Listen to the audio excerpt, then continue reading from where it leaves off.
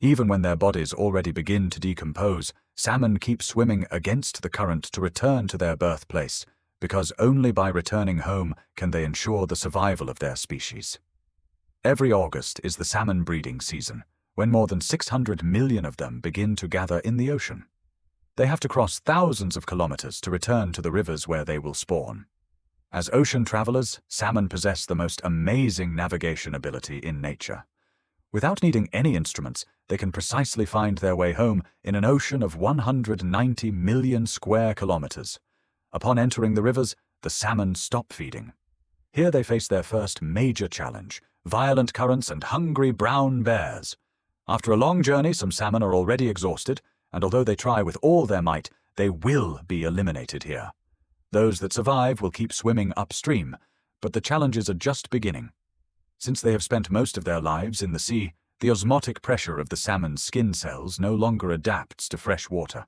Soon their skin begins to peel, and that is when aquatic parasites begin to infest them.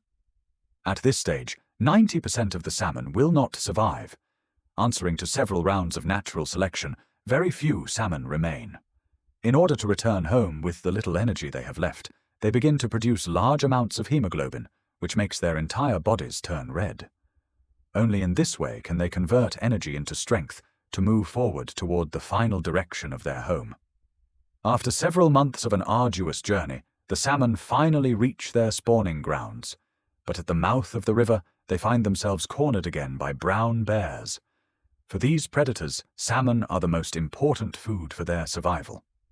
Without these fish to accumulate fat, the bears could not survive the approaching long winter.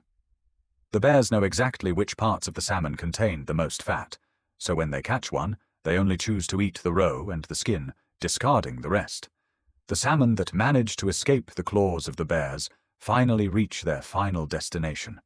This is the place where they were born, and also where their lives will end. The females begin to dig holes in the sand with their caudal fins to deposit their eggs, while the males take care of fertilizing them. After completing this mission, exhausting their last strength, the salmon sink to the bottom of the river. Their bodies begin to decompose, turning into nutrients that will feed their newborn offspring. After 3 to 4 weeks, these offspring begin to hatch. They will live first in fresh water for a time before returning to the sea, and someday in the future, just like their parents, they will undertake this same majestic journey back home.